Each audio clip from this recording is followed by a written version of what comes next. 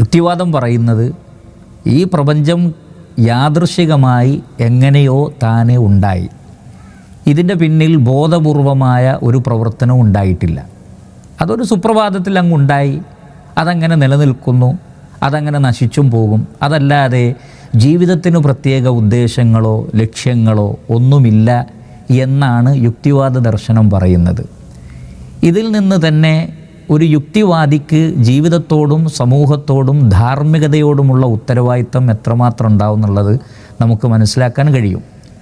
രണ്ടാമത്തൊരു ഇസ്ലാമും യുക്തിവാദവും തമ്മിലുള്ള വ്യത്യാസം പറയുകയാണെങ്കിൽ, ഇസ്ലാം പഠിപ്പിക്കുന്നത് അല്ലെങ്കിൽ മുസ്ലിമീങ്ങൾ വിശ്വസിക്കുന്നത് മനുഷ്യരെല്ലാം ഒരു ഉമ്മയുടെ ഉപ്പയുടെ അഥവാ മനുഷ്യരുടെ തന്നെ മക്കളാണ് മനുഷ്യന്മാർ എന്നുള്ള ഒരു വിശ്വാസമാണ് ഇസ്ലാം മുന്നോട്ട് വെക്കുന്നത്. അതുകൊണ്ട് തന്നെ മാനുഷികമായ കാഴ്ചപ്പാടുകൾക്കും മാനവികതക്കും ഇസ്ലാം പ്രാധാന്യം നൽകുന്നു. കാരണം മനുഷ്യനാണ്, അവൻ ഉണ്ടായതും മനുഷ്യനിൽ നിന്നാണ് എന്നാണ് ഇസ്ലാം പഠിപ്പിക്കുന്നത്.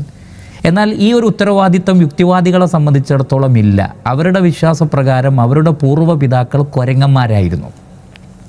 അപ്പോൾ പരിണാമത്തിൻ്റെ ഏതോ ഒരു ഘട്ടത്തിൽ വാല് അറ്റ് അങ്ങനെയെല്ലാം കൂടി ആയിത്തീർന്ന ഒരു ജീവവർഗമാണ് ഞങ്ങൾ. അതുകൊണ്ട് പൂർവ്വപിതാക്കൾ കുരങ്ങന്മാരായിരുന്നു എന്ന് വിശ്വസിക്കുന്നവർക്ക് മാനുഷികതയോടും മാനവികതയോടും ഉണ്ടാകുന്ന കാഴ്ചപ്പാട് നമുക്ക് ഊഹിക്കാവുന്നതേ ഉള്ളൂ.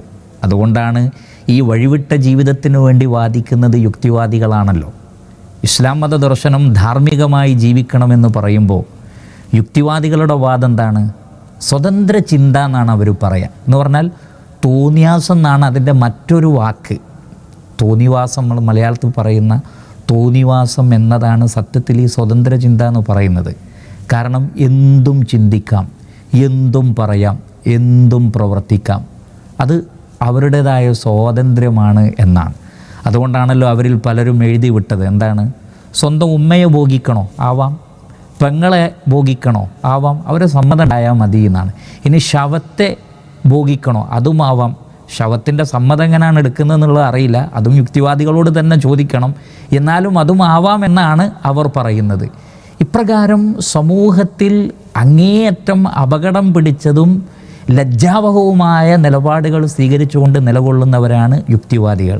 തങ്ങൾ പറയുന്നത് യുക്തിഭദ്രമല്ല എന്ന കുറ്റബോധം കൊണ്ടായിരിക്കാം ഇടക്കിടക്ക് അവർ ഞങ്ങൾ യുക്തിവാദികളാണ് എന്ന് പറയുന്നത്. കാരണം സാധാരണ ഈ ബുദ്ധിയില്ലാത്ത ആളുകൾ ഇടക്കിടക്ക് പറഞ്ഞ് സമർത്ഥിക്കുന്നത് എനിക്ക് നല്ല ബുദ്ധിയുണ്ട് എന്നതുപോലെ അവർക്ക് തോന്നുന്നതുമാകാം. അല്ലാഹു അഅലം. ഏതോ ആകട്ടെ, ഈ നിലക്കുള്ള ചിന്താഗതികളുള്ള ആളുകൾ, സ്വതന്ത്ര ചിന്തയെ പ്രോത്സാഹിപ്പിക്കുന്ന ആളുകൾ യഥാർത്ഥത്തിൽ ഉദ്ദേശിക്കുന്നത്, പ്രിയപ്പെട്ടവരെ, ധാർമ്മികമായ ഒരു ജീവിതത്തിൽ നിന്ന് മനുഷ്യനെ അകറ്റുകയും താന്തോന്നികളായി തങ്ങളുടെ ഇഷ്ടമനുസരിച്ച് ജീവിക്കാൻ പറ്റുന്ന ഒരവസ്ഥയിലേക്ക് മനുഷ്യനെ കൊണ്ടുപോവുകയും ചെയ്യുക എന്നുള്ളതാണ്. അതുകൊണ്ടാണല്ലോ പലപ്പോഴും ഈ സ്വതന്ത്ര ചിന്തകന്മാർ യുക്തിവാദത്തിൻ്റെ പേരിൽ അവർ പലപ്പോഴും രംഗത്ത് വരുന്നത് ഇസ്ലാമിനെതിരിലാണല്ലോ. നിങ്ങൾ ശ്രദ്ധിച്ചിട്ടുണ്ടാകും. മറ്റു പല മതങ്ങളും ഇവിടെ ഉണ്ടെങ്കിലും, മറ്റു പല ദർശനങ്ങളും ഇവിടെ ഉണ്ടെങ്കിലും ഇസ്ലാമിനെ ടാർഗറ്റ് ചെയ്തുകൊണ്ടാണ് പലപ്പോഴും അവരും അവരെ സപ്പോർട്ട് ചെയ്യുന്ന പ്രത്യയശാസ്ത്രത്തിൻ്റെ ആളുകളും രംഗത്ത് വരാറുള്ളത്.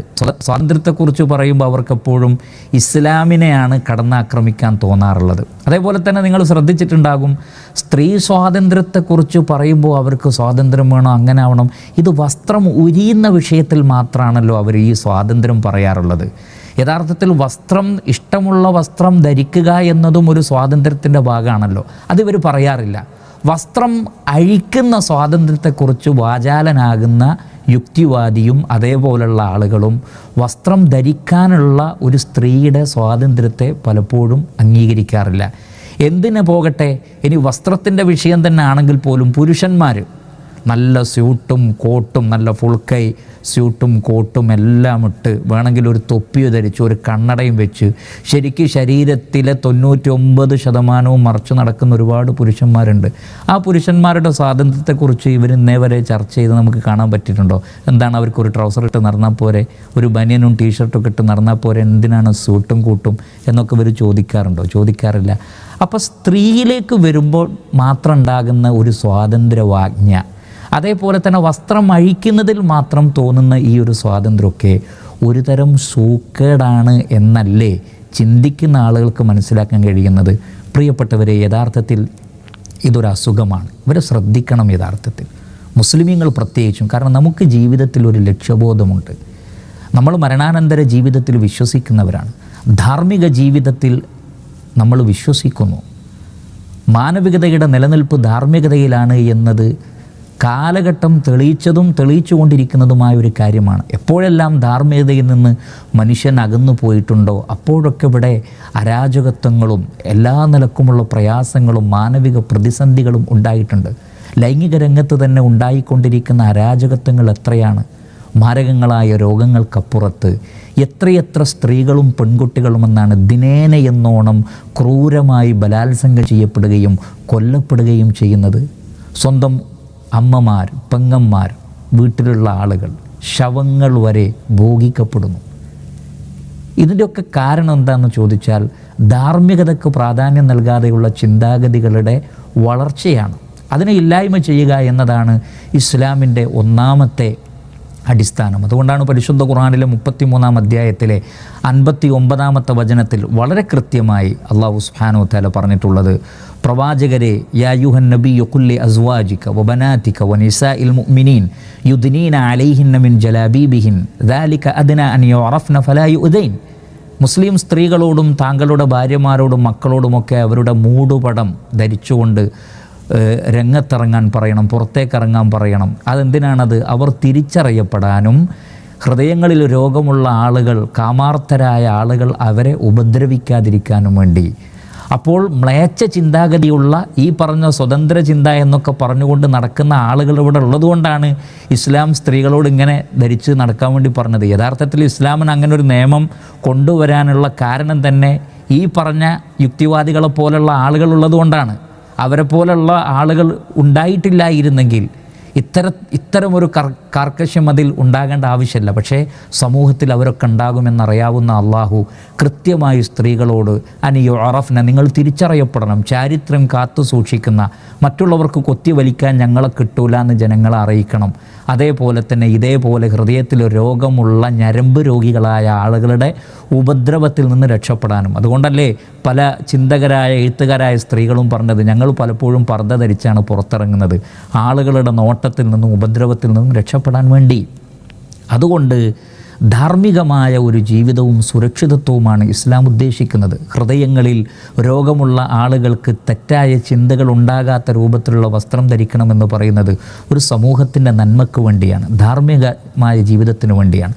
അതുകൊണ്ട് എനിക്ക് മുസ്ലിം സ്ത്രീകളോടും മുസ്ലിം പെൺകുട്ടികളോടും അതേപോലെ തന്നെ ഇസ്ലാമിക സമൂഹത്തോടും മൊത്തം പറയാനുള്ളത്, ഇതേപോലെ ഒച്ചയും ബഹളവും ഉണ്ടാക്കുന്ന ഞങ്ങളുടെ പൂർവികർ കുരങ്ങന്മാരായിരുന്നു എന്നും ഈ പ്രപഞ്ചത്തിന് ഒരു സ്രഷ്ടാവോ ഈ പ്രപഞ്ചത്തിന് ഒരു നിർണിതമായ ലക്ഷ്യമോ ഒന്നുമില്ല എന്ന് വിശ്വസിക്കുന്നവൻ എന്തുമാവാം. നമ്മളങ്ങനെയല്ല. നാം അള്ളാഹുവിൽ വിശ്വസിക്കുന്നു, മരണാനന്തര ജീവിതത്തിൽ വിശ്വസിക്കുന്നു, ധാർമ്മികതയിൽ വിശ്വസിക്കുന്നു. അതുകൊണ്ട് നമ്മെ വഴിതെറ്റിക്കാൻ വേണ്ടി ഇതേപോലെയുള്ള ആളുകളെ നിങ്ങൾക്ക് ക്യാമ്പസുകളിൽ കാണാം, അങ്ങാടികളിൽ കാണാം, രാഷ്ട്രീയ പ്രസ്ഥാനങ്ങളിൽ കാണാം. പല മേഖലകളിലും അവരുണ്ട്. ഏതെങ്കിലും ഒന്നിൽ അവർ ഒതുങ്ങി നിൽക്കുന്നു എന്ന് ഞാൻ പറയുന്നില്ല. പക്ഷേ അവരെ സൂക്ഷിക്കുക. അല്ലാഹു സുബ്ഹാനഹു വ തആല 3-ാം അധ്യായം സൂറത്തു ആലു ഇമ്രാനിലെ 149-ാമത്തെ വചനത്തിൽ പറയുന്നത്, യാ അയ്യുഹല്ലദീന ആമനു ഇൻ തുതീഉല്ലദീന കഫറു യറുദ്ദൂകും അലാ അഖാബികും ഫതൻഖലിബു ഖാസിരീൻ ബലില്ലാഹു മൗലാക്കും വഹുവ ഖൈറുൻ നാസിരീൻ. സത്യവിശ്വാസികളെ, നിങ്ങൾ സത്യത്തെ നിഷേധിച്ച് ധാർമ്മികതയെ നിഷേധിച്ച് നടക്കുന്ന ആളുകളെ ഒരിക്കലും നിങ്ങൾ അനുസരിക്കരുത്, അവരെ പിൻപറ്റരുത്. നിങ്ങളവരെ പിൻപറ്റിയാൽ വിശ്വാസത്തിൽ നിന്ന്, നന്മയിൽ നിന്ന്, പുണ്യത്തിൽ നിന്ന് അവർ നിങ്ങളെ വഴിതെറ്റിച്ചു കളയും. അള്ളാഹു നിങ്ങളുടെ രക്ഷാധികാരിയാണ്. യഥാർത്ഥത്തിൽ സത്യനിഷേധികൾക്ക് പ്രത്യേകിച്ച് രക്ഷാധികാരികളൊന്നുമില്ല. നമ്മുടെ രക്ഷാധികാരി അള്ളാഹുവാണ്. അവൻ പറയുന്നതനുസരിച്ച് ജീവിച്ചെങ്കിലേ വിജയമുള്ളൂ. അതുകൊണ്ട് തന്നെ ഇത്തരത്തിലുള്ള ആളുകൾ അവരുടെ സ്വാതന്ത്ര്യത്തെക്കുറിച്ചും ലിബറലിസത്തെക്കുറിച്ചും അവർ വാചാലരാകുമെങ്കിലും പലപ്പോഴും അവർ ഇസ്ലാമുമായി ബന്ധപ്പെട്ട വിഷയങ്ങളിൽ അവരുടെ ശരിയായ മൂടുപടം നീക്കിയിട്ട്, അവർ ധരിച്ചിട്ടുള്ള കാപട്യത്തിൻ്റെ മൂടുപടം നീക്കിയിട്ട് അവർ രംഗത്ത് വരും.